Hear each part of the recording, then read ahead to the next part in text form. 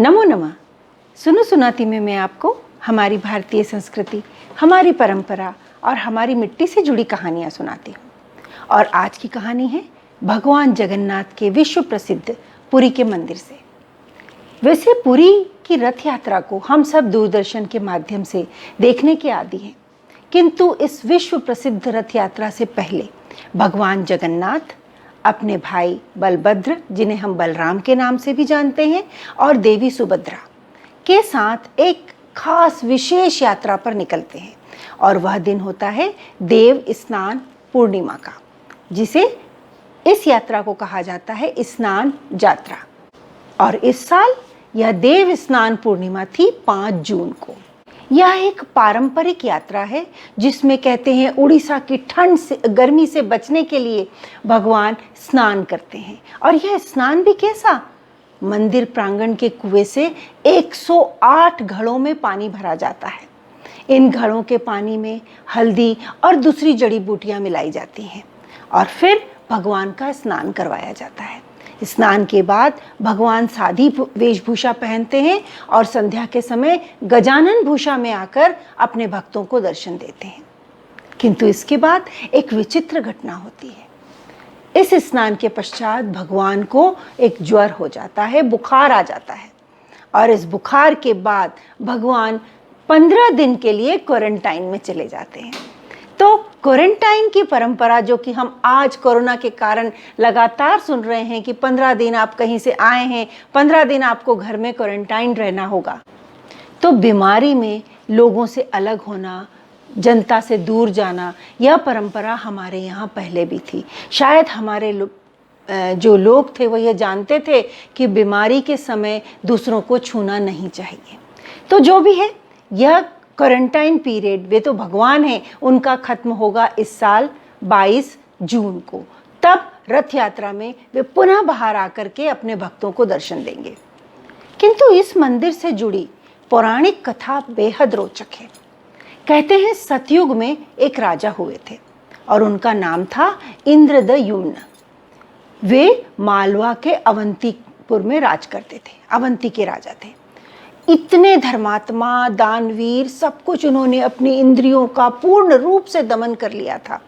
स्कंद पुराण में इंद्रदयुम्न की जो प्रशंसा में बातें लिखी गई हैं, उसमें उन्हें धार्मिक और सभी चीज़ों का, वेदों का ज्ञाता, साथ ही साथ माता पिता की सेवा करने वाला, जनता का पूर्ण रूप से ध्यान रखने वाला ऐसा राजा बताया है कि जिसने 18 विधाओं की बृहस्पति को जो ज्ञान था वो उन्हें प्राप्त था। साथ ही साथ उनकी जो नगरी थी अवंती, वो इंद्र की नगरी को भी के समान ही सुंदर थी। और यह भी लिखा गया है कि इंद्रदयुम्न के पास जो धन संपदा थी वह तो कुबेर के समान थी। तो ऐसे थे राजा अवंती के। लेकिन साथ ही साथ इंद्रदयुम्न विष्णु के भक्त भी थे। उनके मन में सिर्फ एक जिज्ञासा थी, क्या इस धरती पर कोई ऐसी जगह है जहाँ साक्षात पुरुषोत्तम को, भगवान विष्णु को इन मानवीय आंखों से देखा जा सके। इसके लिए उन्होंने एक सभा बुलवाई।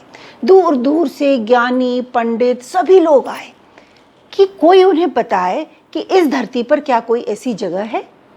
इसी सभा में एक व्यक्ति ने खड़े होकर राजा इंद्रदयुम्न से कहा, महाराज, मैं उत्कल, जिसे हम आजकल उड़ीसा कहते हैं, उस जगह पर गया था। वहाँ नीलगिरी पर्वत पर घने जंगल है और उस जंगल के बीचों बीच एक बरगद का पेड़ है और वो बरगद का पेड़ 3 किलोमीटर तक फैला हुआ है, उसकी शाखाएं। उस जंगल में जो आदिवासी, जिन्हें हम आज कह सकते हैं, जो कि शिकारी लोग हैं, वो भगवान विष्णु के शंख, चक्र और गदा लिए हुए रूप की साक्षात पूजन करते हैं।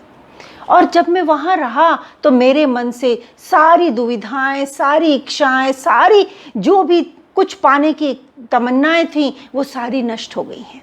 आज जब मैंने सुना कि आप किसी ऐसे स्थान को ढूंढ रहे हैं, तो मुझे लगा कि वह क्षेत्र जहाँ से मैं आया हूँ, जिसका नाम है श्री पुरुषोत्तम क्षेत्र, आप वहाँ जाएं। मुझे विश्वास है कि क्योंकि आप भी विष्णु भक्त हैं, आपको वहाँ इन्हीं आँखों से शायद भगवान के दर्शन हो जाएंगे।